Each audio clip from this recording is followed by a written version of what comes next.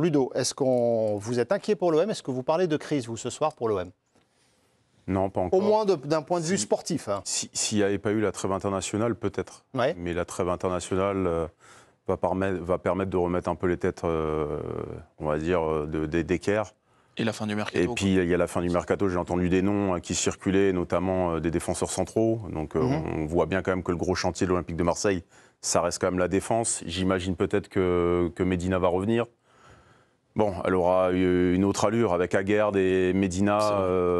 Bon, Pour entourer Balerdi. C'est une autre. Bah, tu sais, je me pose des questions sur l'avenir à court terme de Balerdi. Bah, peut-être que bien entouré, ça ira. Hein, on n'en sait rien.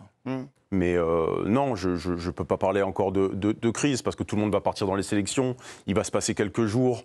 Bon, voilà, ça va redescendre. Tu retrouveras peut-être une nouvelle équipe. Et puis, ça peut repartir. Tu me fais changer d'avis, je pensais que oui, ça peut repartir. Dave, ça suffit comme argument au sortir de cet Olympico. Encore une fois, on se base sur ce qu'on a vu ce soir, sur les résultats de l'Olympique de Marseille.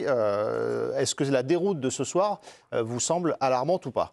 Non, mais elle l'est parce que ça dit quelque chose de ce qui est Marseille aujourd'hui, que ce soit sur le terrain comme en dehors. Là, il y a clairement une corrélation, quoi.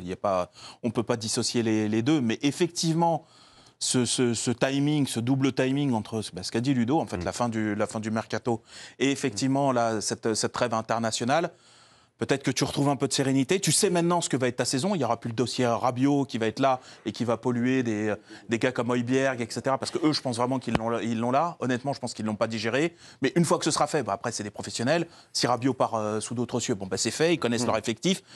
Ils vont passer à autre chose. Le problème, c'est qu'ils ont accumulé du retard. En 3 journées, ils ont déjà 6 points de retard sur la tête. Non, mais c'est pas normal. Et le Classico arrive le 21 septembre. Ah, oui. Il y aura un match contre Lorient avant pour l'OM. Ensuite, il y a le match contre le Real Madrid en Ligue des Champions. Et il y a le classique contre le Paris Saint-Germain. Le calendrier sera impressionnant pour l'OM. Régis, est-ce que vous êtes alarmé par le niveau de l'OM? Parlons de niveau de Marseille déjà. Alors, je rejoins Ludo. Ça va leur faire du bien. Ouais. Alors, ça va leur faire du bien à quel niveau? Alors, effectivement, il va y avoir des joueurs qui vont arriver. Il y a cette trêve internationale. Il y a quand même une crise de résultats du moment. Vous avez joué Rennes, PFC et Lyon aujourd'hui. Sur l'aspect comptable, je pense que sur leur tableau de marche, ils n'avaient pas prévu d'avoir que 3 points sur 9. Après, la difficulté, il y a des joueurs qui vont arriver et il faut que vous remettez une équipe en place. Ouais. Et il faut la remettre, l'équipe. Vous n'allez pas faire ça en 3 jours. C'est pas possible. Donc, il y a des discussions qui vont avoir lieu sur l'organisation, qu'est-ce qu'on va mettre en place avec des nouveaux joueurs, le potentiel, les profils des joueurs qui vont arriver. Est-ce que ça va coller? Mais ça, encore une fois, ça prend du temps. Mais on en revient toujours à la préparation. Bah alors ça, c'est un gros problème d'organisation. Parce que je veux dire... bien sûr, mais ça, c'est... D'anticipation. La structure du club, un club comme Marseille doit anticiper un peu tout ça quand même. S'il n'y a pas d'anticipation dans les joueurs que vous allez prendre... C'est-à-dire qu'en septembre, ils vont être encore en train de construire... vous allez construire, donc à un moment, vous allez vous retrouver factuellement, dans un c'est le cas. C'est le cas. L'année dernière... Ils ont 15 jours, effectivement, pour faire peut-être un peu retomber un peu la tension. Après, l'accélération des matchs avec la Champions League va accélérer ou du coup dédramatiser, ça va avoir un coup de boost à la rentrée. Certes, là, ça va peut-être un peu dégonfler, mais à la rentrée, quand on va repartir tous les 3 jours... Ils jouent à Madrid pour la première journée. Ils jouent Lorient d'abord. Lorient, Real et PSG pour l'enchaînement. Ils jouent Lorient, on peut imaginer qu'ils battent Lorient, ils vont être euphoriques. Comme ils sont à Marseille, tout de suite, ils gagnent un match, c'est l'euphorie, ils en perdent un, c'est la catastrophe. Mais oui. En caricaturant un peu Raymond quand même. Mais non, ils vont jouer. Et imaginons qu'ils se fassent accrocher le premier match, parce que l'effectif, ils ne le connaissent pas. Les mecs, ils arrivent, ils étaient en sélection, ils vont arriver 2 jours avant, ils vont être cuits, ils ne vont pas savoir quelle équipe ils vont faire. Et il va falloir jouer Lorient. Lorient qui vient d'en prendre 7. Ils ne vont pas aller la fleur au fusil, Lorient. Ils vont faire le bunker, les triples lignes, et ils vont jouer en contre. Ce qui ne plaît pas du tout à Marseille, en général. Et là, ils ont des problèmes. On en reparlera. Moi, je ne suis pas sûr que cette trêve et que cette préparation-là, parce qu'on dit que ça va leur permettre de respirer. Mais les mecs, ils partent à droite, à gauche. Ils ne sont plus au club. Oui, mais il y en a quelques-uns qui restent au club. Ils vont penser à autre chose. Ils vont penser à autre chose, mais quand ils vont revenir 2 jours avant... Parce qu'ils ne reviennent pas une semaine avant, ils reviennent 2 jours avant le premier match de Lorient après les sélections. Et ils vont faire quoi? Il y aura décrassage et on verra s'il y a des blessés ou pas, et on fera l'équipe à ce moment-là. C'est pas aussi simple que ça, une trêve à gérer pour les entraîneurs. Maintenant, surtout dans les clubs comme ça, où il y a beaucoup de mecs qui partent, qui sont internationaux à droite, à gauche, même maintenant en Amérique, et de l'autre côté, ils vont faire des voyages. C'est pas simple à gérer, donc je suis pas aussi optimiste sur cette idée que ça va leur faire du bien. Ça va leur laisser plein d'interrogations, parce qu'ils ne pourront pas régler le problème pendant cette trêve. Il faudra attendre les matchs pour voir. Et le match de ce soir, si on revient à cet Olympico, est-ce que c'est le niveau affiché par l'OM ce soir, Sébastien, vous inquiète, vous alarme même par rapport à ce que... Et c'est vrai, regardez la discussion qu'on a ce soir. On parle de l'Olympique de Marseille qui s'est qualifié pour la Ligue des Champions. On pensait repartir pour une saison euphorique. Exactement. Et on est sur une discussion, on se demande si l'OM n'est pas en crise et si c'est pas alarmant pour l'OM après 3 jours. Moi, ça m'inquiète depuis longtemps au niveau défensif. Mais après, je me suis ennuyé, moi, avec l'Olympique de Marseille il y a quelques temps, et maintenant, je ne m'ennuie plus. Donc, en tant que juste spectateur, moi, je prends du plaisir à regarder l'Olympique de Marseille parce qu'il se passe toujours des choses. Je trouve leur manière de défendre folle par rapport à leur qualité d'effectif. C'est tout. En revanche, ils ont fini deuxième l'an passé avec déjà ces défauts-là. Donc, moi, je n'exclus pas du tout que, une fois qu'il n'y aura plus le mercato, le problème c'est qu'il y en a en janvier, mais une fois que le mercato sera passé, qu'ils reprennent, qu'ils soient à nouveau un peu sereins. Voilà, la seule difficulté, et c'est là où je penche un tout petit peu vers l'inquiétude, c'est que l'an passé, il n'y avait pas de Coupe d'Europe. Et que là, il va falloir gérer le calendrier avec la Ligue des Champions et le championnat.